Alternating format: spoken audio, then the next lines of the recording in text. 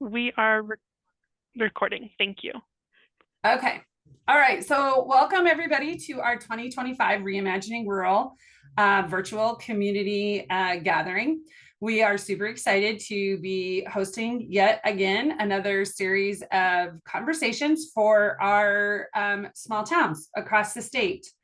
What we're going to talk about for maybe 15 minutes is a little bit of onboarding, and we're going to talk a little bit about facilitation and what it means to host one of these sessions for this program.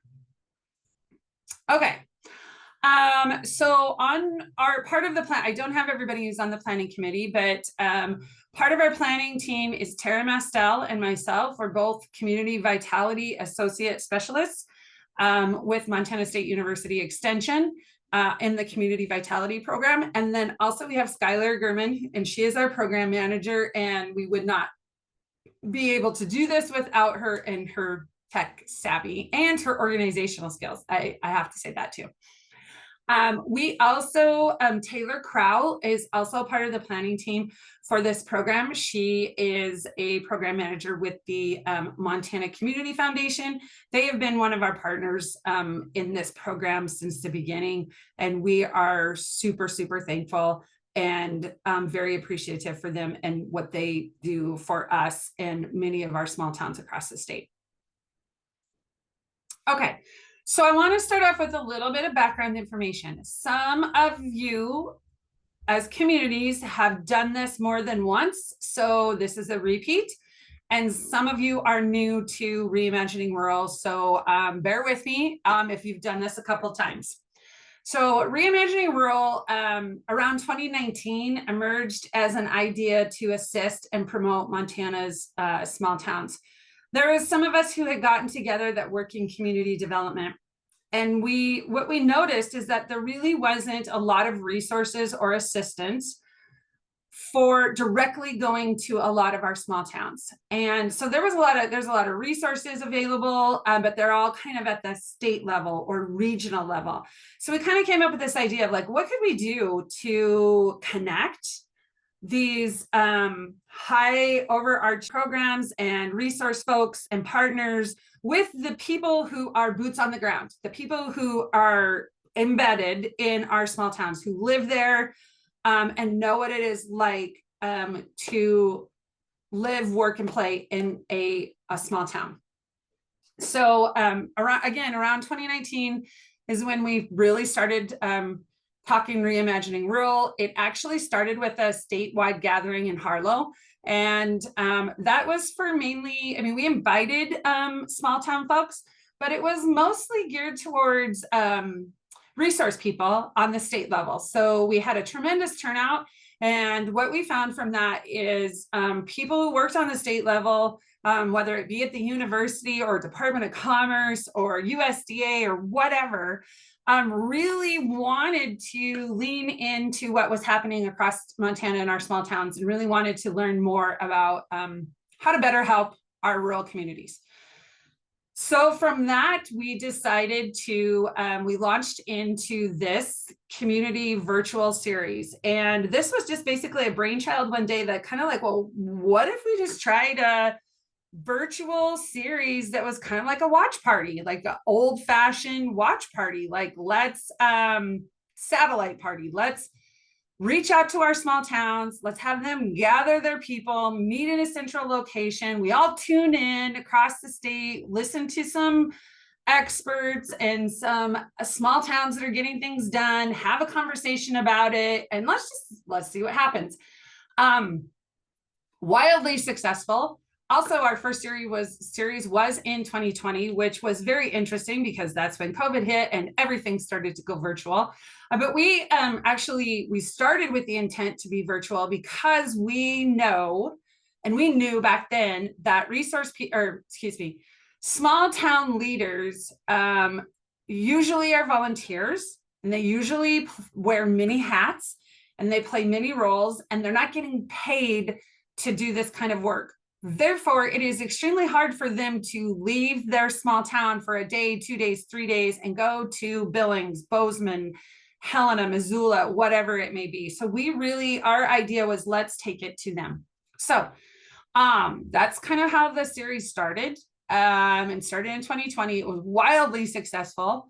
It turned into something bigger than we ever imagined, and it started to get this following, and it kind of forced us to sit up a little straighter and think, wow, people are really into this.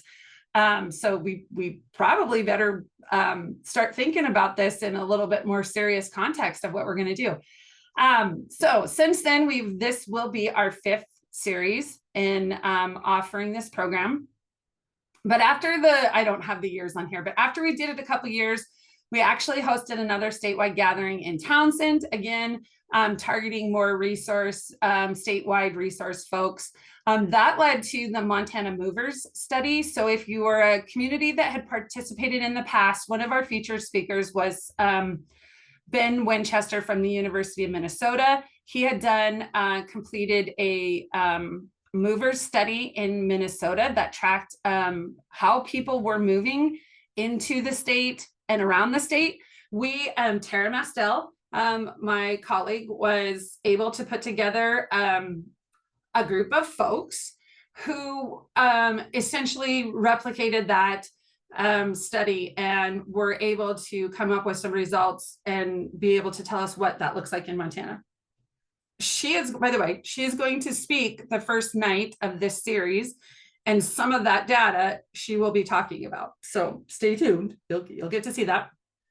And then we moved into some inspiration hours. So those were basically just one-offs, like one hot topic inspiration hour. We usually did them over lunchtime, and anybody could join in and listen. And it featured different resource people, different programs, different communities that had been highly successful, just a lot of different kind of topics. We are still working on inspiration hours. We haven't given up on those. We just don't have any planned right at this moment. And then last year we really jumped in head first, and we actually hosted our first in-house, in-person gathering out in rural Montana, and we called it the Road Show. So that's exactly what it was. We took it on the road and we hosted it in Miles City. It was fantastic. I think we had 75 people come out, and it was a great mix of state, regional resource folks and local small town people who are the boots on the ground getting things done. And we heard some great feedback from that. So stay tuned. We will be doing another roadshow again this year. We just put it on the calendar to start planning. So stay tuned for that. It'll be coming. You guys, do y'all have any questions on this? Like how we've gotten to this point? I can't see my chat box. So Skylar, if you see something, let me know. Okay. Nothing in the chat box. Okay, so moving on, basics for hosting. So this is just a kind of some things to consider when you're hosting the event is location. So number one, make sure your location is accessible for all. Yes, we want it to be ADA compliant, but really think about the location where you're hosting this. Is it easy to access? Is there good lighting? Are people going to be able to hear? We've heard that over the years that sometimes some locations you can't hear very well. So just really be aware about your location that you're hosting these events at. Snacks and beverages. So we are giving you, we don't give you, Montana Community Foundation grants you $200 to help pay for incidental costs or snacks, beverages, anything, marketing, promotion, costs for room rental, anything that expenses that you might incur when you go to host it. So think about snacks and beverages because, people love food and people seem to talk more when they have a little snacks and drinks. Recruiting. So be mindful of recruiting. Really take a good look at your community. This is one of the reasons why we like to have you do that community partnership form is we could do a whole program on doing a community network analysis. And basically what that means is really, really look at your town and really think about, be intentional on all the different kinds of groups and all the different people and the movers and the shakers and people that are getting things done, all the way from your little guy AAU sports programs to your churches, to your senior citizens, just everything in between. And invite them. And don't forget your new folks, because chances are you may have new people in your community, and this is a great place for them. That's low. It's not scary. I kind of lost my words, but anyway, it's an easy way for folks to get involved in your community. Marketing and promotion, again, think about how you're going to market this to your community, how you're going to promote it, how you're going to get folks there. Always be thinking about, like, who are we missing? Who have we missed? There's graphics, logo, website. So Skylar has given you there's a intranet page on the website that Skylar's given you access to. There's some graphics, some logos. We have a graphic design intern who's made some social media posts for each of you. There is a generic news release that you can feel free to use. There's also a basic letter that you can copy and use to send out your folks. So please, if you have not accessed that, please take a look or check with us to see how you access it. Technology, again, make sure your tech works. Sometimes folks, I know, need to have an extra speaker because, again, people have a really hard time hearing sometimes. And then check your supplies. I'll talk a little bit more about that, and how you set up your room. Like, be intentional how you set the room up. It will matter. Sometimes if you make it in a U shape or small tables, or just be really intentional so that you can get maximum social connection out of the folks who show up for your local event.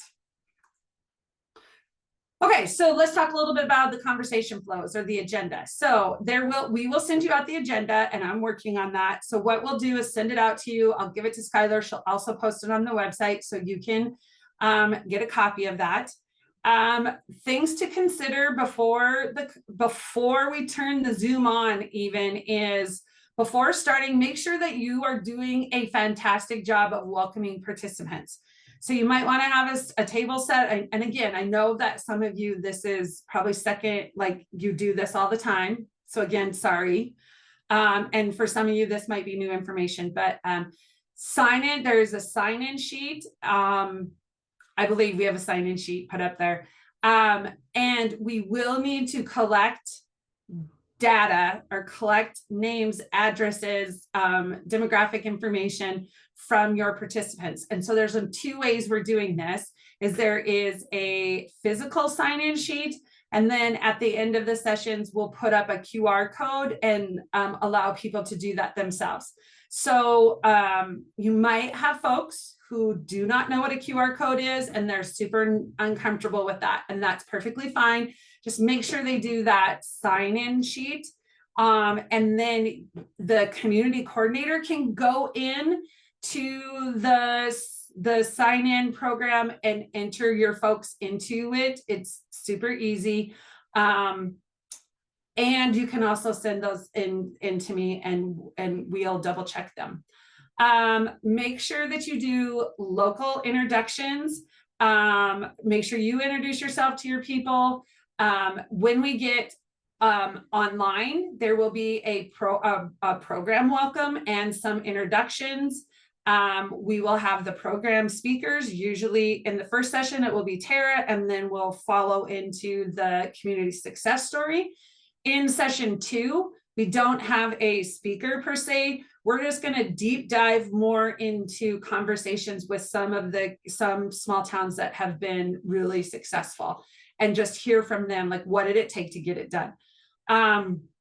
Then what we do is we pause the presentation, and that is the time for you guys to have your local community conversation. And then after that is done, we bring everybody back together, and then we kind of try to do a debrief. Like, what do you all talk about, or what were the high points? Sometimes it works, sometimes it does not.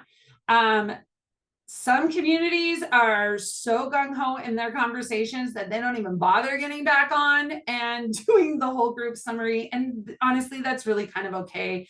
The point is to increase this awareness and build these partnerships and inspire y'all to be having great conversations. And then we have a little wrap up. So this year, what's different from previous years is there's not going to be the evaluation cards or at the end of each session. We're just going to do one evaluation at the end of all three. Okay, some important tips about facilitating your conversations.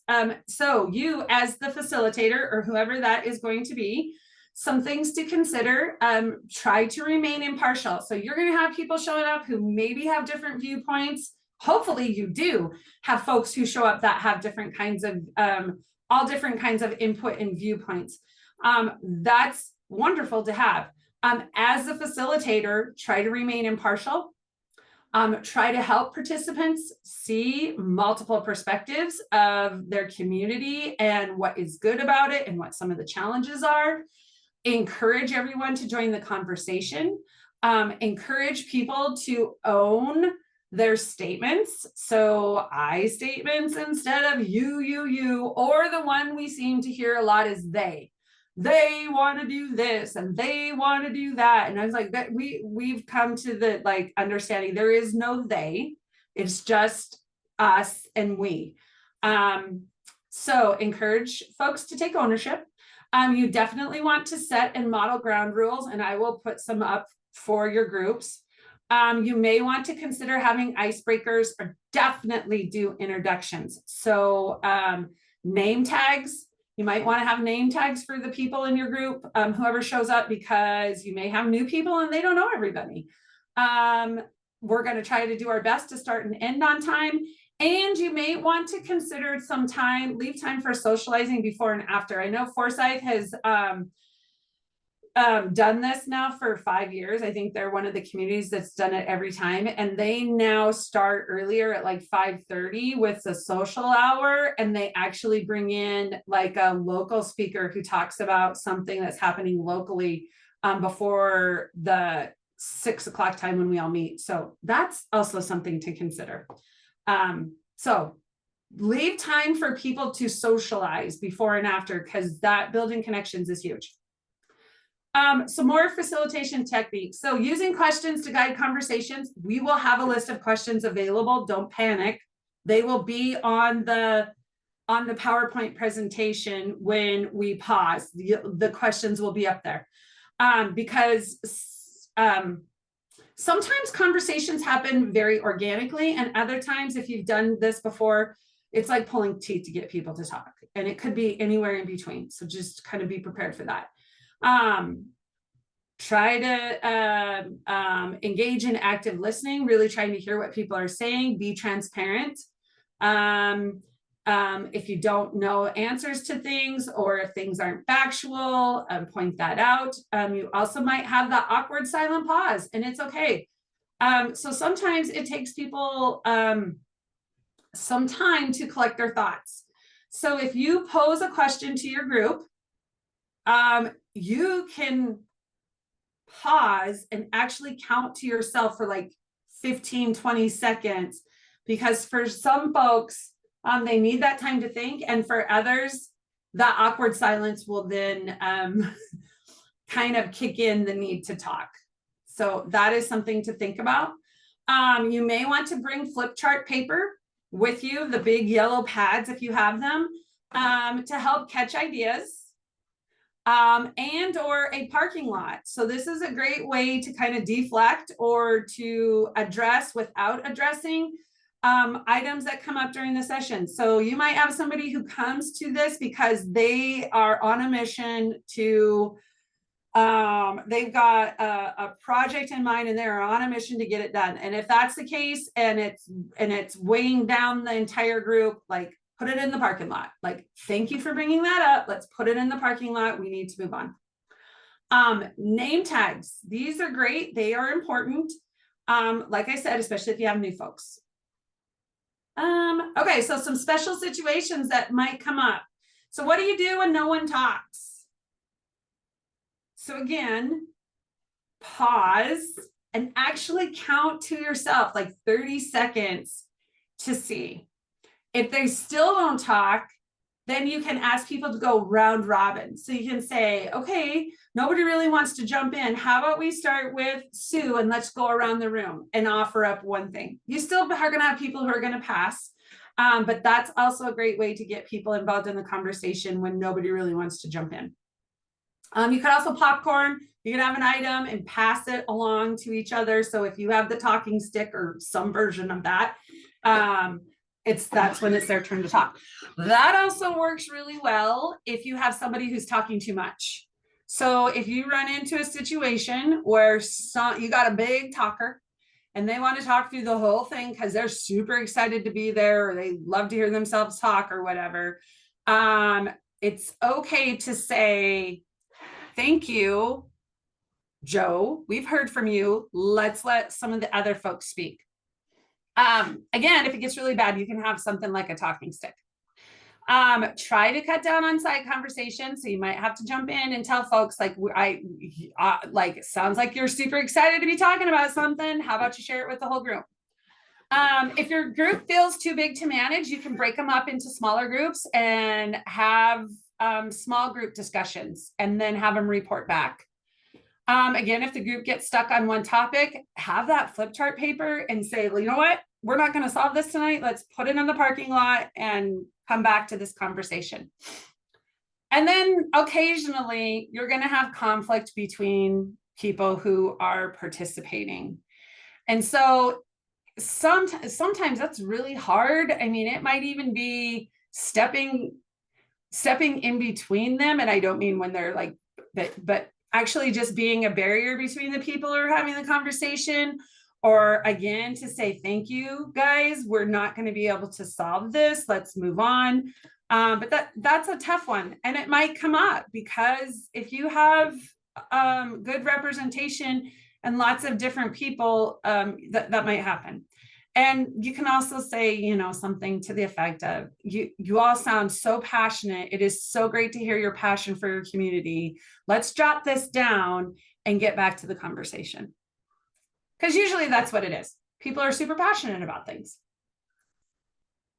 So this is kind of an example of the slide that we'll have on the presentation when you guys go to do your local conversation and I introduced this slide to everybody so that everybody kind of hears the same rules. So the first one is take space and make space. So if you're somebody who likes to talk a lot, be mindful of that. Take a pause and let other people speak. If you're a person who doesn't like to talk, please consider speaking up and taking up a little bit more space. No idea is too bonkers. So this is a great opportunity for communities to brainstorm and dream big. So be respectful of everybody's ideas, and no idea is too crazy. Address the idea, not the person. So sometimes in small towns, we get extremely judgmental about people and not necessarily the ideas. So stick to the idea, not the person. Diversity and perspective are huge. Listen to understand, not to respond or judge, and try to show up being curious. So like a great example of that is, tell me more. Tell me more about this. Sometimes the best ideas and the most successful projects kind of seem a little bit bonkers in the beginning. So know that happens. This is your town. Speak from your heart and use I statements. And above else, don't be scared to think big for your little town. You're worth it. So this is an example of what we share when we get started in the local conversations. Okay, so that was extremely fast of kind of going through the whole agenda, the purpose, the background, the purpose, the agenda, some facilitation things. Do you guys have any questions, comments?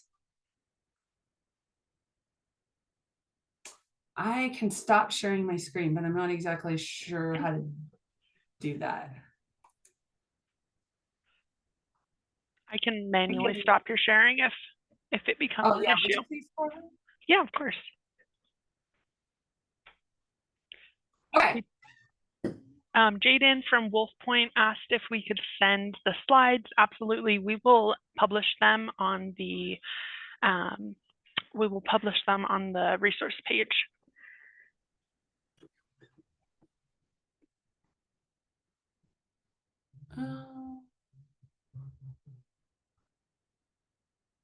Let me see. I'm going through. Yay. This is oh, okay. So Jane was talking about the graphics. So the graphics have been super helpful. Yay. And Shannon from Fort Benton is raising her hand. So what did you push before? We think we figured it out. Can you hear us? We Yes. can. There's a slight duplication. That's okay. That's my phone. What if you Okay. just connect to your phone now? Yeah. Just a minute. Let us try one thing. Perfect.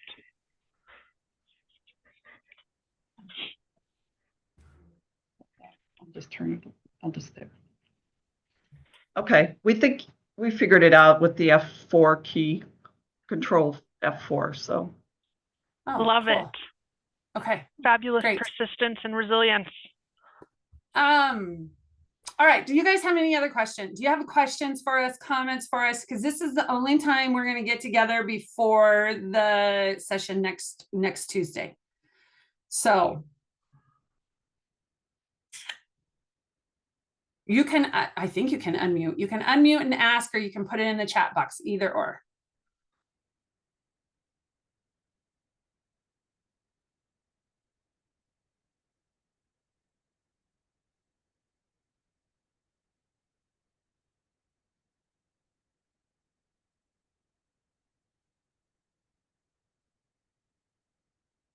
Okay, so I'm not, you see that awkward pause there? I was counting because I'm really super bad at that.